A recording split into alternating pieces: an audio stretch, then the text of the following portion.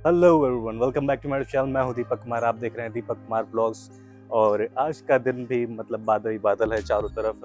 बीच में धूप निकल आती है तो बहुत ही ज़्यादा दिक्कत होने लगती है क्योंकि बहुत ज़्यादा चुभती है धूप और बहुत ही ज़्यादा उमस हो जाती है झांसी में।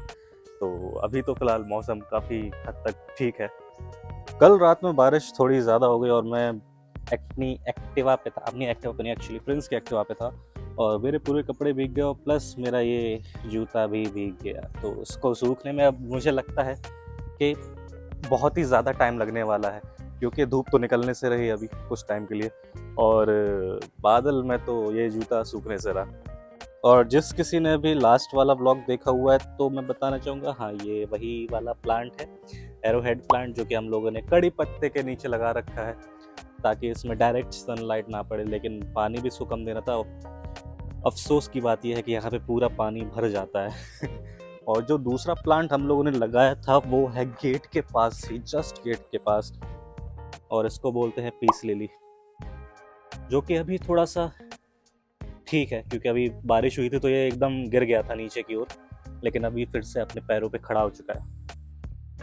अंकित की गाड़ी में एक दिक्कत आ चुकी है। अंकित की गाड़ी है हीरो की इलेक्ट्रिक ऑप्टिमा और उसका जो रेयर वाला रिम है वो थोड़ा थोड़ा टूट चुका है और अनफॉर्चुनेटली वो चीज़ अभी मार्केट में अवेलेबल नहीं है बिल्कुल भी।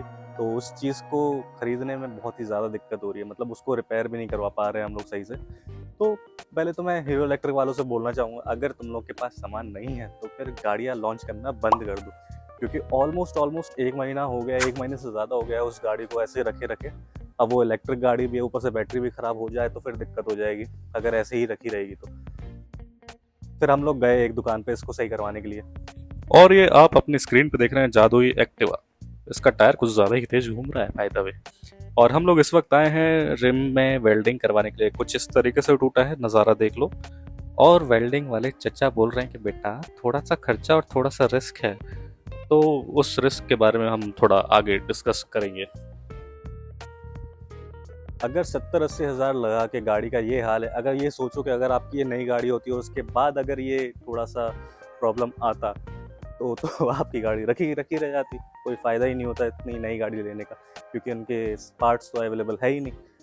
और हम लोग जब गए थे सर्विस सेंटर पे तो वहाँ पे देखा कि 2-3 लोग और बैठे हुए हैं जिनका चार्जर ख़राब है, चार्जर भी अवेलेबल नहीं है। पता नहीं क्यों ऐसा हो रहा है कि इनके स्पेयर पार्ट्स बिल्कुल मिल ही नहीं रहे, अवेलेबल ही नहीं है हीरो इलेक्ट्रिक वालों के पास। और ये सिर्फ झांसी की बात नहीं है, मैंने ग्वालियर में भी कॉन्टैक्ट किया था और ललितपुर में भी कॉन्टैक्ट किया था, वहाँ पे भी बिल्कुल अवेलेबल नहीं है और उनका कहना है कि अभी ये चीज़ें मैन्युफैक्चर हो ही नहीं रही हैं तो हम आपको कैसे दें। अब जब मैन्युफैक्चर ही नहीं हो रहा है तो तुम लोग गाड़ी क्यों लॉन्च कर रहे हो भाई? और अगर गाड़ी लॉन्च कर रहे हो और दे रहे हो लोगों को तो उसके स्पेयर पार्ट्स भी रखो क्योंकि तुम्हारी गाड़ी अमर नहीं है, टूटेगी, कहीं ना कहीं गिरेगी, कुछ ना कुछ खराब होगा, उसके पार्ट्स लगेंगे, नहीं तो वो रद्दी में ही खड़ी रहेगी। अब गाड़ी में थोड़ा सा रिस्क लेना पड़ेगा, उसमें उसका जो पिछला रिम है उसमें वेल्डिंग करवानी पड़ेगी। अब वेल्डिंग कराने में रिस्क ये भी है कि अगर हम वेल्डिंग करवाते हैं तो उस रिम के अंदर ही मोटर लगी हुई है एक्चुअली उस इलेक्ट्रिक गाड़ी की। अब उस मोटर को पहले निकालना पड़ेगा तब जाके वो वेल्डिंग होगी, नहीं तो फिर मोटर ख़राब हो जाएगी। अब वो उस मोटर को निकालेंगे और लगाने में अगर कुछ ख़राब होता है तो वेल्डिंग वाला इसकी गारंटी नहीं लेता है। तो मैं ये जानना चाहता हूँ कि भाई कितना टाइम लगेगा हीरो वालों को ये इसको मैन्युफैक्चर करने में, पिछला रिम मैन्युफैक्चर करने में, जो कि इनकी ऑलमोस्ट सभी सभी की सभी इलेक्ट्रिक गाड़ी पे लगता ही है। तो कब तक आएगा? तुम्हारे भाई के साथ अभी एक छोटा सा ट्रैजिक इंसिडेंट हुआ है। ट्रैजिक नहीं बोलेंगे वैसे तो छोटा ही सा है। एक्चुअली हुआ ये है कि मेरी गाड़ी स्टार्ट नहीं हो रही थी, फिर पता चला कि ये ढक्कन जो है, ये पेट्रोल का जो ढक्कन है, ये आधा ऐसा खुला खुला हुआ था जिसकी वजह से पूरा का पूरा पेट्रोल उड़ गया। गाड़ी बार बार बंद हो जा रही थी, समझ में ही नहीं आ रहा था। फिर उसके बाद और थोड़ा सा देखा तो पूरा का पूरा पेट्रोल उड़ चुका है तुम्हारे भाई की गाड़ी का। अब दोस्त को फ़ोन लगाएंगे, पेट्रोल मंगवाएंगे, उसके बाद देखेंगे क्या होता है। बाकी मौसम तो बहुत बढ़िया है, ये तो आता जाता रहता है पेट्रोल का टाइम, तो मौसम के मजे लो। बाकी अमरूद भी अभी ऑलमोस्ट ख़त्म होने को आ गए हैं। बारिश के मौसम में अमरूद थोड़े से, उसमें दिक्कत ये होती है कीड़े लग जाते हैं तो खाने का भी मन नहीं करता। क्योंकि बार बार चेक करना पड़ता है उसको। और गार्डन में लगे हैं फूल फूल। कुछ लोग को नहीं पता है कि वाइट कलर की भी अपराजिता का फूल उगता है, तो मेरे यहाँ लगा हुआ है। बेसिकली ब्लू कलर का ही उगता है, ज़्यादातर लोगों को पता है, लेकिन अपने यहाँ वाइट कलर का होगा। मैं लेके आया था इसको ब्लू कलर के नाम से ही, मुझे लगा था कि ब्लू कलर का ही होगा, लेकिन फिर वो वाइट निकलने लगे। लेकिन ठीक है, बढ़िया है, थोड़ी अलग सी चीज़ें हैं अपने पास भी। तो गाइस, अपना जो पेट्रोल ख़त्म हो गया था उसको लेने जा रहे हैं, और हमने बुलाया है काफ़ी दूर से अपने मित्र को, जिनका नाम है अतुल पांडे। इनको कभी भी आपने व्लॉग में नहीं देखा होगा, क्योंकि एक पहली बार आए। नहीं मतलब ब्लॉग में पहली बार देख रहे हो, घर में तो कई बार आते हैं। हाँ, घर में कई बार आ चुके हैं, और ये काफ़ी पुराने मित्र हैं हमारे। और मोटे भी। हाँ, तो अभी कुछ बिजनेस की बातें हुई हैं जो कि काफ़ी आगे चल के शायद हो सकता है कि उस चीज़ में इन्वेस्ट किया जाए। बिल गेट्स के साथ मिलके हम लोग हाँ, डील्स करेंगे। थोड़ी सी डील्स करेंगे, लेकिन बिल गेट्स वो चाय चीज़ वाले नहीं बना। बिल गेट वो नहीं बनाता जो अपन बनाएंगे, अपन थोड़ा एक्स्ट्रा चलेंगे। फाइनली पेट्रोल तो मिल चुका है, अब इसको गाड़ी में डालना है भाई। यस, अपनी गाड़ी स्टार्ट हो चुकी है अब फाइनली।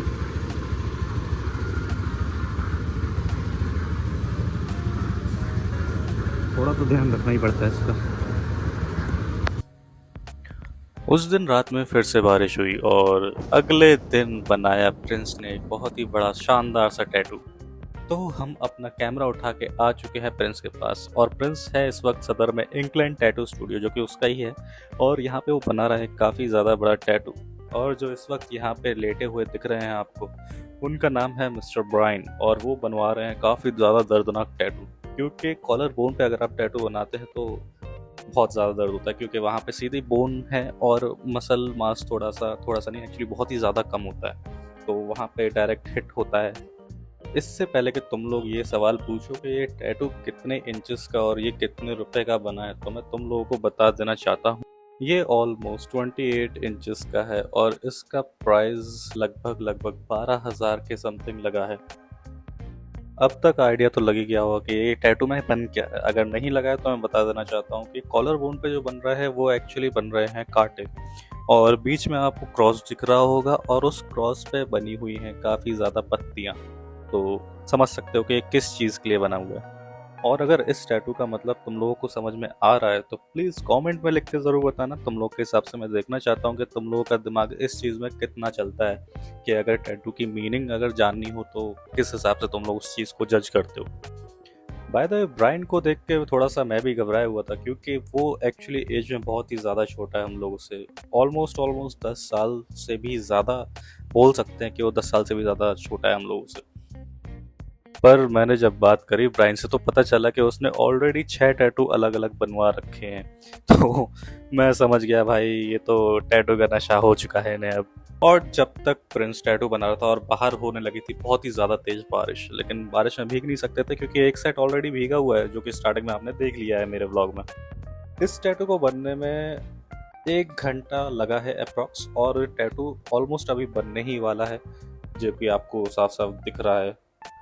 मेरी ऑडियंस पक्का यही सोच रही होगी कि मेरे व्लॉग में ज़्यादातर टैटू क्यों दिखते हैं। टैटू इसलिए दिखते हैं क्योंकि मेरे जीवन में जो लोग हैं वो लोग टैटू ज़्यादा बनाते ही हैं। अब क्या कर सकते हैं भाई। बस ये अब फाइनल टच दे रहा है प्रिंस, और प्रिंस के हाथ में जो मशीन आप देख रहे हैं वो उसमें वायर नहीं लगी है, तो ऑब्वियस सी बात है ये वायरलेस मशीन है और काफ़ी ज़्यादा एक्सपेंसिव आती है। और जहाँ तक मैंने देखा है इस मशीन से काफ़ी सही टैटू बनते हैं, मतलब काफ़ी शार्प एजेस बन जाते हैं उससे। और बाकी मशीन कोई भी हो, टैलेंट तो एक्चुअली हाथों में ही होता है टैटू आर्टिस्ट के। और यहाँ पे ब्रायन बहुत ही ज़्यादा खुश, और ब्रायन को देखते हुए प्रिंस भी बहुत ज़्यादा खुश, क्योंकि पैसे मिल रहे हैं भाई को। स्माइल में सेटिस्फेक्शन देख सकते हैं आप लोग। और ये आखिरी रिचुअल प्रिंस करता हुआ मिठाई की तरह पैक कर दिया है ब्रायन को, और वो घर भेज दिया। कभी कभी मैं भूल जाता हूँ कि ब्लॉग में बना लेना चाहिए।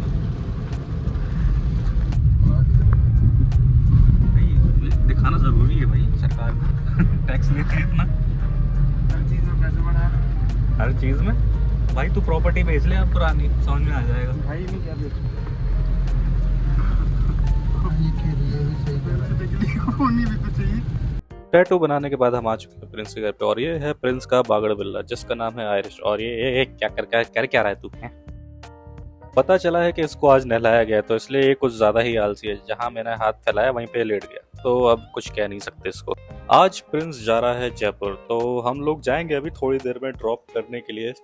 और हम लोग अभी आ चुके हैं प्रिंस को ड्रॉप करने के लिए। इस वक्त हम लोग खड़े हैं लाइट पे, और अंकित ने ली है कुछ मिठाइयाँ जो कि प्रिंस को खानी थी। एक्चुअली मिठाई गुलाब जामुन, और ये जो व्हाइट कलर की बर्फी दिख रही है वो मेरे को खानी थी। उसको बोलते हैं मिल्क केक, आई थिंक मैं सही हूँ। और हमेशा की तरह सरकार ने लाइट को फिर से खोद दिया है।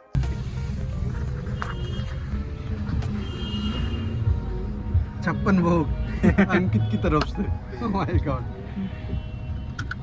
और पता नहीं है किस चीज की खुशी है, लेकिन खुशी खुशी बताएंगे है। आपको अगले ब्लॉग में, पता चल कहीं जाएगा। कहीं तो जा रहा है ये, हाँ।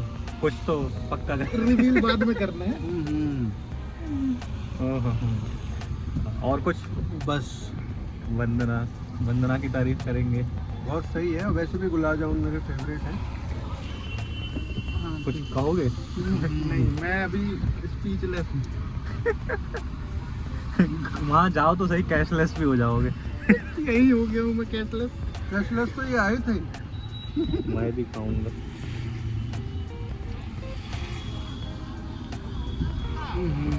मजा आ गया। पहले मुझे ऐसा लग रहा है कि ये खानी चाहिए थी, क्योंकि अब मजा नहीं आया। क्यों? यही खा लिया। फिर गुलाब जामुन खा लिया ना अब। नहीं कोई दिक्कत नहीं, मैं फिर भी खा लूँ। मैं वही कह रहा था, कोई दिक्कत नहीं, तुम लोग को नहीं खानी तो मजा नहीं आएगा, तो मैं भी ले जाता हूँ। मेरा तो खा लिया, बढ़िया था, टेस्टी था। भाई ये तो मैं नहीं खाऊंगा। क्यों? मेरे को गुलाब जामुन पसंद है बस। चल ठीक है, ये मैं ले जाऊंगा अब।